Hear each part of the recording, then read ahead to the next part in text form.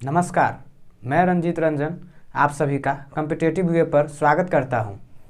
दोस्तों, आज हम पढ़ने वाले हैं एज, आयु संबंधित क्वेश्चन जो हर एक एग्ज़ाम में पूछा जाता है, चाहे वो रेलवे का कोई एग्ज़ाम हो या एसएससी का। तो दोस्तों, हम आज एज पढ़ेंगे, आयु संबंधित क्वेश्चन।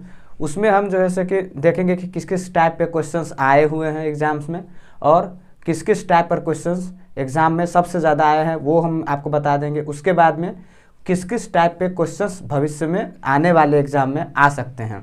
ठीक है दोस्तों, तो हम स्टार्ट करते हैं क्लास। आज की एज मतलब कि आयु संबंधित प्रश्न जो होता है। दोस्तों, एज में आपको सबसे पहले 2-3 बेसिक बात है वो आप जान लीजिए, उसके बाद हम सीधा क्वेश्चन पर चलेंगे। इसमें कोई ज़्यादा थ्योरी व्योरी नहीं है, लेकिन 2-3 बेसिक बात है जो आपको जानना बहुत ज़रूरी है। जैसे कि आयु किसी की ऋणात्मक नहीं हो सकती है, यानी कि माइनस में नहीं हो सकता, हमेशा क्या होगी, धनात्मक होगी। ये आप जानते हैं। क्यों? क्योंकि आपको पता है कि आयु किसी की 5 साल हो सकती है, 10 साल हो सकती है, 20 साल हो सकती है, लेकिन किसी की आयु -5 साल, -10 साल नहीं हो सकती। इसीलिए आयु हमेशा धनात्मक होगा। ठीक है। और इसमें अगला पॉइंट क्या है कि दो व्यक्तियों की जो आयु है उनसे आयु का जो अंतर होगा वो हमेशा समान रहेगा। कैसे समान रहेगा? जैसे देखिए, मान लेते हैं कि ए अभी 20 वर्ष का है और बी जो है से कि 45 वर्ष का है। यानी कि ऐसे आप समझिए कि किसी का एक पुत्र की आयु 20 वर्ष है और पिता की आयु कितना है, 45 वर्ष है। हम कहते हैं कि इसका अंतर अभी देखिए कितना है, इसका अंतर अभी कितना है एज का, 25 वर्ष, 25 साल इसके एज का भी अंतर है। अगर हम कहें कि ये 5 साल बाद तो ये 25 का हो जाएगा। तो 5 साल बाद ये 25 का हुआ है, यानी कि ये 5 बढ़ा है। तो एक बात बताइए, 5 साल के बाद किसी के पुत्र की आयु 5 साल बढ़ गई तो क्या उसके पिता की आयु 5 साल नहीं बढ़ेगी? वो भी बढ़ेगा 5 साल। यानी कि जब पिता भी 5 साल बढ़ेगा, ऐसा तो नहीं है कि बेटा 5 साल बड़ा हो गया और बाप वहीं के वहीं पड़ा है, ऐसा तो नहीं होगा। बेटा बढ़ा 5 साल तो बाप भी बढ़ेगा 5 साल, यानी कि दोनों 5-5 साल बढ़ेगा। तो देखिए 45 का था वो, तो अभी 5 साल बाद ये कितना का हो जाएगा, 50 का। ये कितना का हो गया 5 साल बाद, 20 का था तो 25 का। देखिए अभी भी अंतर कितना है दोनों का, 25 साल। यानी कि ये जो अंतर है ये क्या है, बराबर है। यानी कि हम कह सकते हैं कि दो व्यक्ति के आयु का जो डिफरेंस है, यानी कि अंतर है आयु का, वो हमेशा क्या होगी, समान होगी। ये आपको कहने में तो कह दिए हैं, लेकिन क्वेश्चन में आपको बहुत हेल्पफुल करेगा। इस बात को आप ध्यान रखिएगा, क्या कि दो व्यक्ति के आयु का जो अंतर होगा वो हमेशा समान होगा। चलिए अब इससे आगे बात करते हैं कि आपको आयु संबंधित प्रश्न करने के लिए 3 आवश्यक बातें हैं जो आपको बहुत जानना जरूरी है। वो क्या है वो मैं बताता हूँ आपको। अगर ये 3 बातें अगर आप ध्यान से देख लेंगे, इसी 3 बातें पर पूरे सवाल रहेगा। ठीक है, तो इस 3 बातों को आप ध्यान से देखिए और देखिए हम बताते हैं आपको वो 3 बातें क्या है।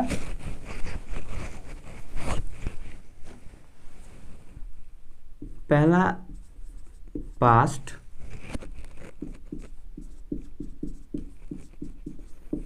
प्रेजेंट,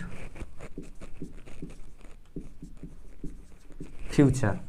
यानी कि बात करें तो हम वर्तमान,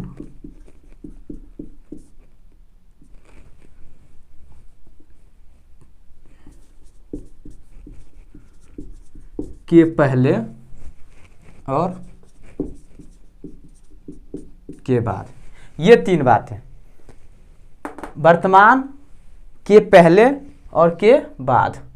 ठीक है दोस्तों, यानी कि किसी की एज ये 3 बातों पर बहुत ज़्यादा होता है कि किसी की वर्तमान एज इतना है, कुछ साल पहले इतना था, कुछ साल बाद इतना हो जाएगा। ठीक है दोस्तों, तो देखिए जैसे हम आपको इससे यहाँ से समझा रहे हैं कि मान लेते हैं कि ए की वर्तमान आयु का ए और बी के वर्तमान आयु का अनुपात m/n है। ठीक है दोस्तों, हम आपको बताए थे अनुपात एक ऐसा चैप्टर है जिसका यूज आपको हर एक चैप्टर में आएगा। शायद ही कोई ऐसा चैप्टर होगा जिसमें अनुपात का यूज नहीं होता, इसीलिए हमने सबसे पहले अनुपात पढ़ाया है। आप उसको भी जाकर देख लीजिएगा। अनुपात का पूरा अनुपात हमने पढ़ाए हैं सीक्वेंस वाइज, हर एक टॉपिक को उठाकर, हर एक टाइप को उठाकर अनुपात का मैंने पूरा वीडियो समाप्त किया है, पूरा क्लास समाप्त किया है। आज हम एज स्टार्ट किए हैं। तो देखिए ए और बी के आयु का वर्तमान अनुपात हम मान लेते हैं कि m अनुपात n है, ठीक है। हम कहते हैं कि x साल पहले और y साल के बाद इनके आयु का अनुपात p अनुपात q हो जाएगा। मान लेते हैं p अनुपात q हो जाएगा। कब? x y साल बाद, कहते हैं कि y साल के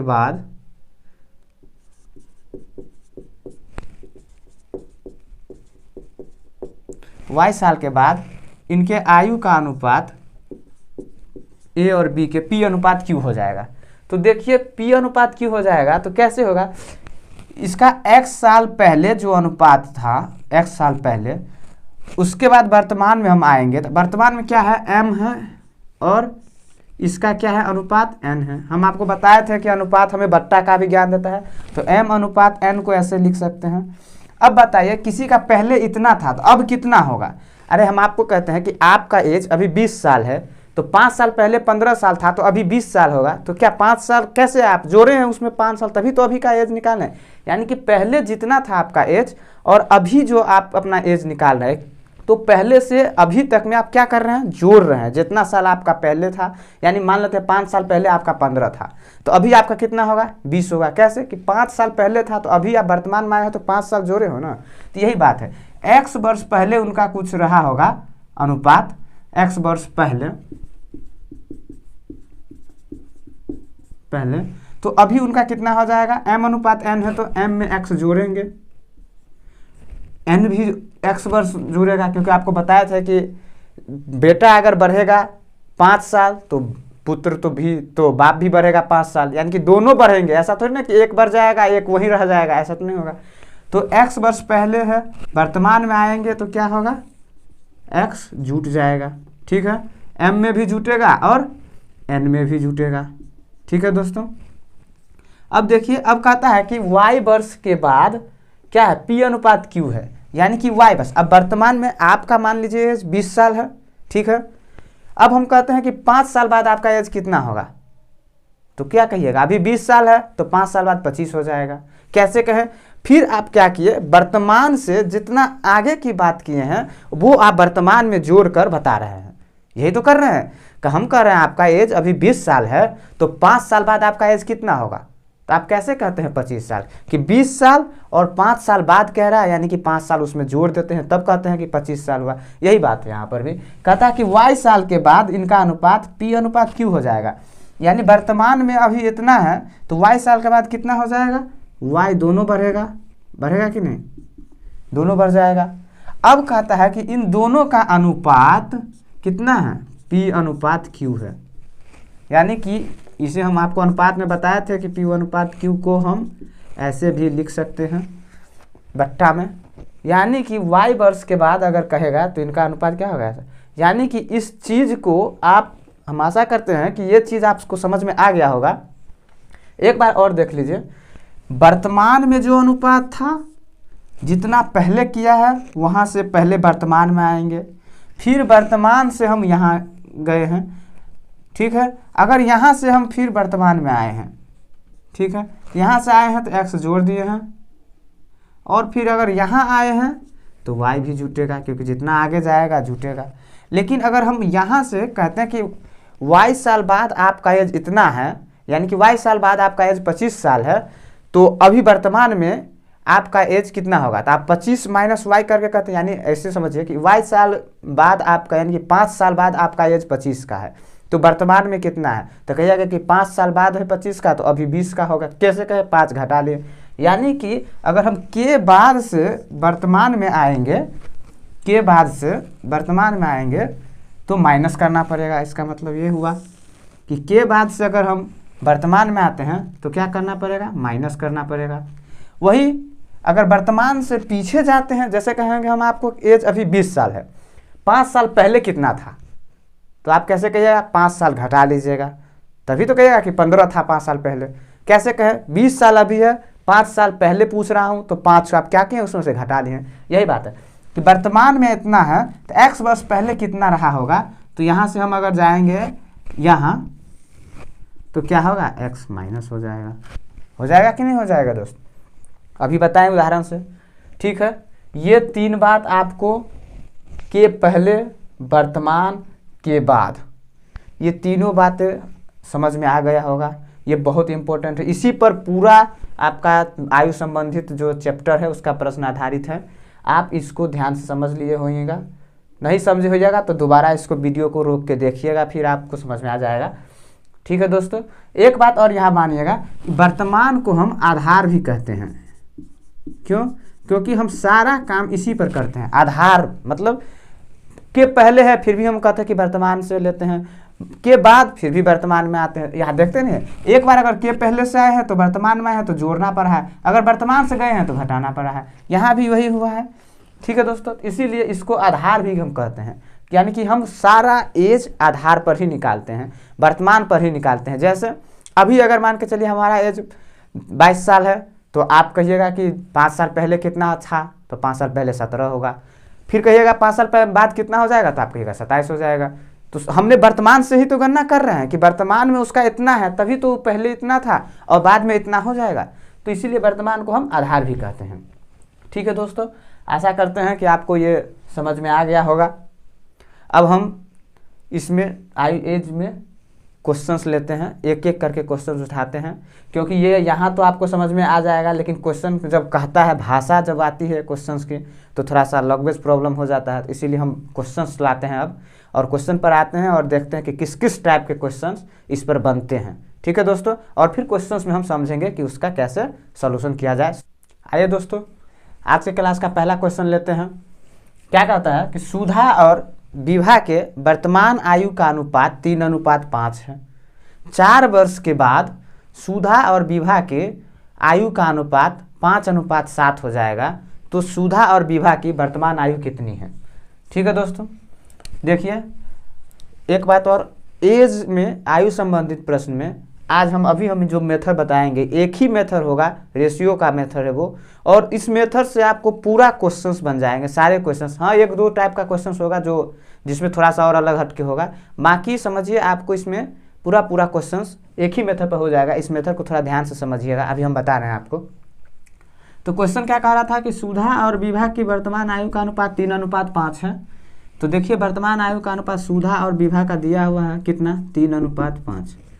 अब कह रहा है कि 4 वर्ष के बाद यही आयु 4 वर्ष के बाद 5:7 हो गया। ठीक है दोस्तों, 4 वर्ष के बाद 5:7 हो गया। तो देखिए यहाँ पर 4 वर्ष बोल रहा है, तो देखिए यहाँ पर हम क्या लिखे हैं, वर्तमान आयु का अनुपात लिखे हैं। ठीक है, यहाँ पर के बाद वाले आयु का अनुपात लिखे हैं, और यहाँ पर जो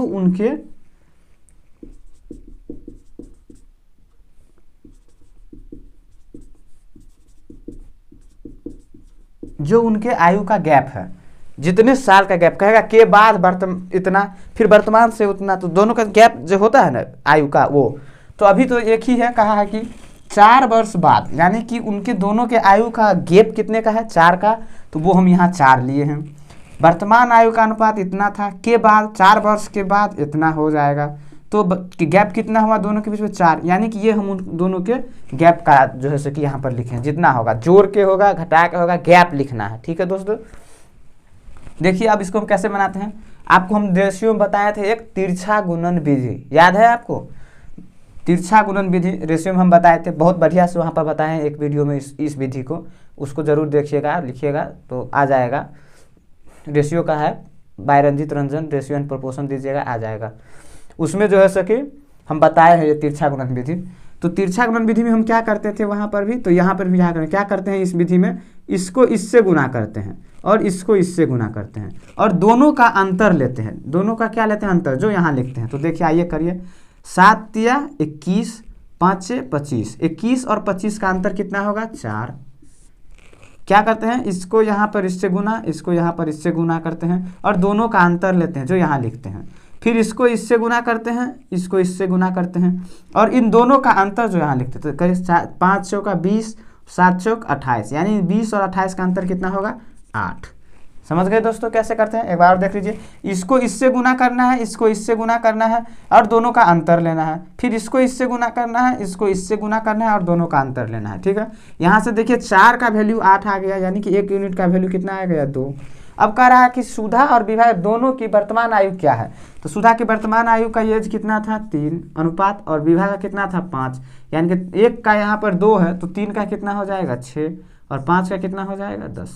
ठीक है दोस्तों, यही उन दोनों की एज है जो हमें क्वेश्चन में पूछा था कि वर्तमान एज क्या है। तो सुधा की एज हो जाएगी 6 साल और विभा की कितना हो जाएगा 10 साल। ठीक है दोस्तों, आशा करते हैं कि आपको समझ में आ गया होगा। आइए दोस्तों अगला क्वेश्चन लेते हैं। अगला क्वेश्चन क्या कह रहा है कि दो भाइयों के वर्तमान आयु का अनुपात 1:2 है। उनकी 5 वर्ष पहले उनकी आयु का अनुपात 1:3 था, तो 5 वर्ष बाद इनके आयु का अनुपात क्या होगा। ठीक है दोस्तों, देखिए कहता है कि 2 भाई है, उनके वर्तमान आयु का अनुपात दिया हुआ है कितना 1:2 और कहता है कि 5 साल पहले कितना था 1:3 था। तो 5 साल पहले था और अभी वर्तमान, यानी दोनों के बीच में कितना का गैप है 5 का गैप है। अरे भाई 5 साल पहले कोई कितना का था और अभी कितना का है, दोनों में कितने गैप होगा 5 साल का।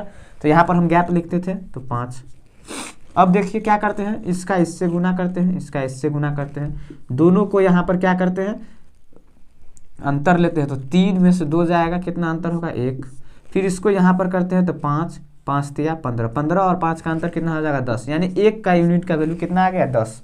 अब हमें कह रहा है कि दोनों के 5 साल बाद की आयु का अनुपात। तो 5 साल बाद की आयु के लिए पहले हमें वर्तमान की आयु चाहिए। तो वर्तमान में 1 कितने का है 10 का और 1 भाई कितने का है 20 का।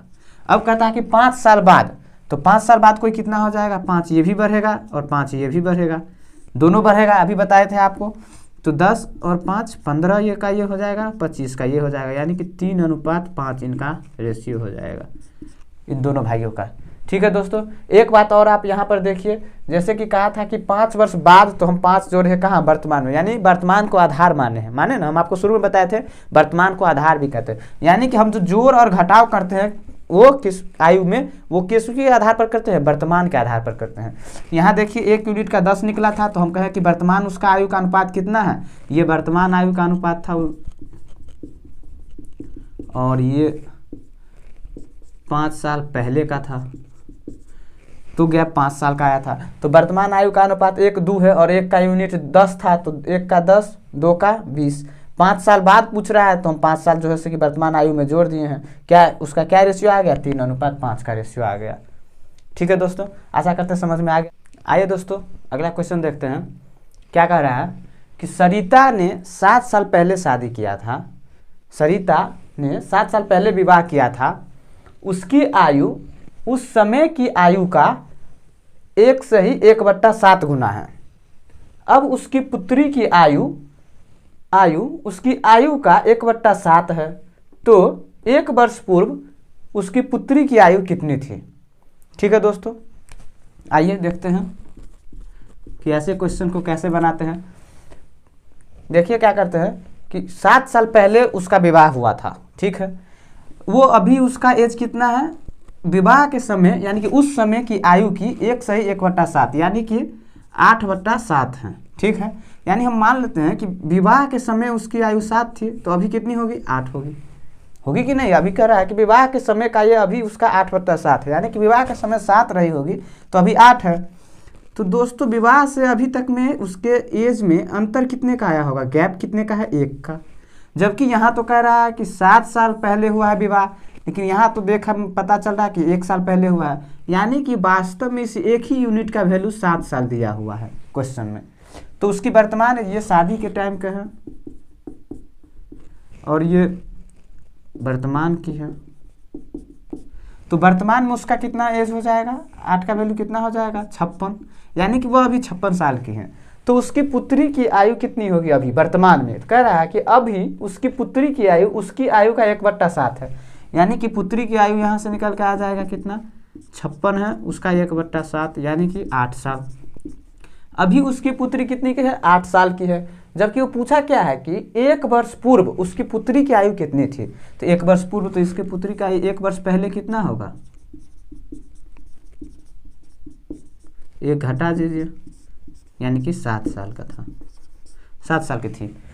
सरिता की शादी के समय अगर देखिए कहा कि 8 इसमें हम बहुत तरीका है, वो सब तरीका नहीं, सीधा आप में अभी हम बताए हैं तो इतना लिखना पड़ा था, कुछ नहीं लिखना था, सीधा हम समझ जाते 7 साल पहले शादी हुई है, अभी इनका एज एक सही 7/1/7 है, यानी कि 8/7, यानी पहले 7 रहा होगा तो अभी 8 हो गया है। गैप कितना का है? 1 का, लेकिन शादी के तो 7 साल पहले हुई है, यानी कि यही 1 का वैल्यू 7 दिए हुआ है, तो वर्तमान में उसका एज कितना हो जाएगा? 8 का वैल्यू कितना हो जाएगा? 56। तो अगर उसका 56 है तो उसकी पुत्री 1/7 है, यानी कि 8 साल की है, 1 साल पहले कितनी की होगी? 7 साल की होगी। तो इसे आप ओवरली भी कर सकते थे बस दिमाग से भी, लेकिन अभी आपको हम बताए हैं तो सब लिख कर बताए हैं। आशा करते हैं कि ये क्वेश्चन आपको समझ में आ गया होगा। चलिए आप अगला क्वेश्चन देखते हैं। कहता है कि राधा और श्याम के आयु का जो है कि योग 36 साल है। राधा और श्याम के 6 वर्ष पूर्व श्याम की आयु राधा की आयु की 3 गुणित थी, तो राधा की वर्तमान आयु क्या है? राधा और श्याम की आयु का योग दिया हुआ है 36 साल। कहता 6 वर्ष पहले यानी पूर्व श्याम की आयु राधा की आयु की 3 गुनी थी, तो राधा की वर्तमान आयु क्या है? आइए दोस्तों देखते हैं राधा की वर्तमान आयु क्या है। 6 साल पहले पूर्व में राधा की आयु श्याम की आयु की 3 गुनी थी। राधा की आयु की श्याम, तो यहाँ राधा है, यहाँ श्याम है। राधा की अगर 1 रहा होगा तो श्याम इसके 3 गुना था, यानी कि 3 हो जाएगा। ये 6 वर्ष पहले की है, 6 वर्ष पूर्व की है। ठीक है दोस्तों। अब ये आप देखिए कि उनका वर्तमान में राधा और श्याम के आयु का योग कितना दिया हुआ है? 36 साल, यानी कि वर्तमान में राधा और श्याम 36 साल के हैं, तो 6 साल पहले कितना साल के होंगे? तो आप कहिएगा कि 6 साल पहले, यानी कि 6 साल घटाइए तो 6 साल राधा भी कम होगी और 6 साल श्याम भी कम होगा, तो दोनों मिला कितना? 12 साल कम हो जाएगा। यानी कि 36 साल जो उनका वर्तमान एज है वो 6 साल पहले 24 रहा होगा। दोनों का आयु एज, दोनों के आयु का जो योग है वो कितना रहा होगा? 6 साल पूर्व 24, लेकिन रेशियो में तो दोस्त कितना है? 4, यानी कि वास्तव में इस 4 यूनिट का वैल्यू ही कितना है? 24 है। तो 1 का यहाँ से कितना आ जाएगा? 6। अब 6 वर्ष पहले राधा 6 साल की थी, 6 वर्ष पहले राधा 6 साल की थी, तो 6 वर्ष से तो अभी वर्तमान में पहले थी, अब वर्तमान में आ रहे हैं तो क्या होगा? जुट जाएगा। तो 6 इसमें और जोड़ दीजिए, यानी कि राधा वर्तमान में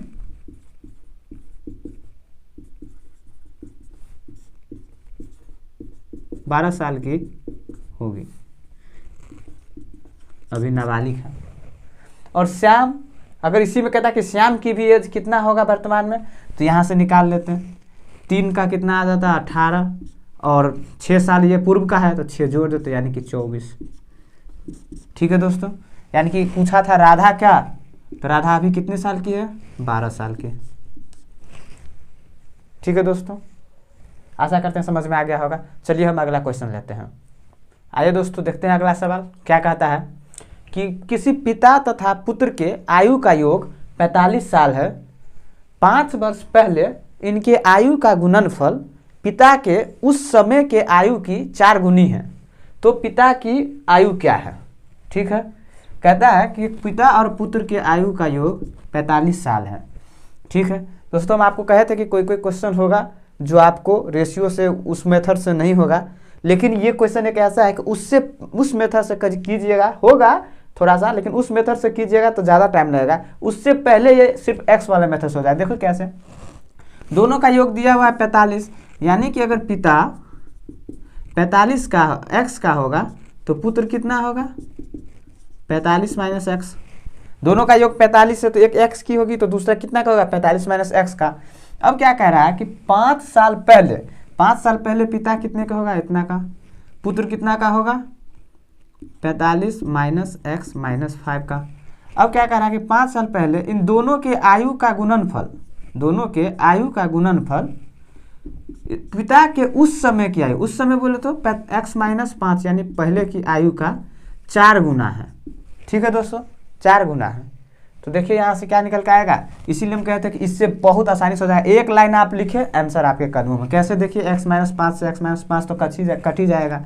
यहाँ से देखिए तो यहाँ कितना बचा 4, और यहाँ देखिए 40 में इस साइड से ई आया, इधर x आ जाएगा। देखिए यहाँ पर 40 माइनस x बराबर 4 है, तो x माइनस इस साइड आ जाएगा, तो x बराबर कितना निकल के आ जाएगा 36। यही पूछा था कि पिता की उम्र क्या है, अभी 36 साल।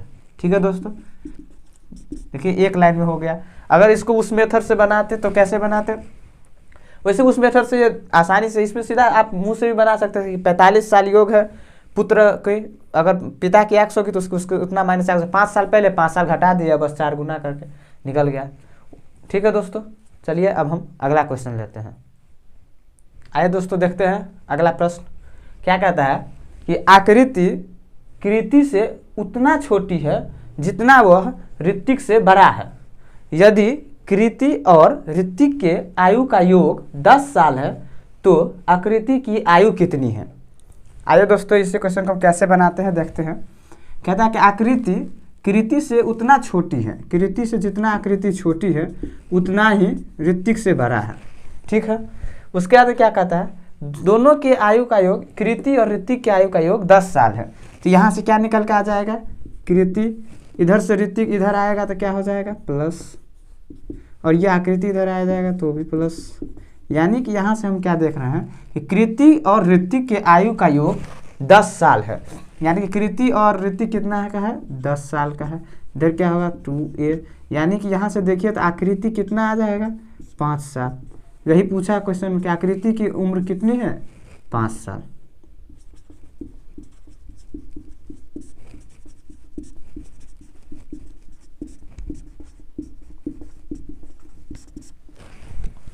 ठीक है दोस्तों, आशा करते हैं आपको क्वेश्चन समझ में आ गया होगा।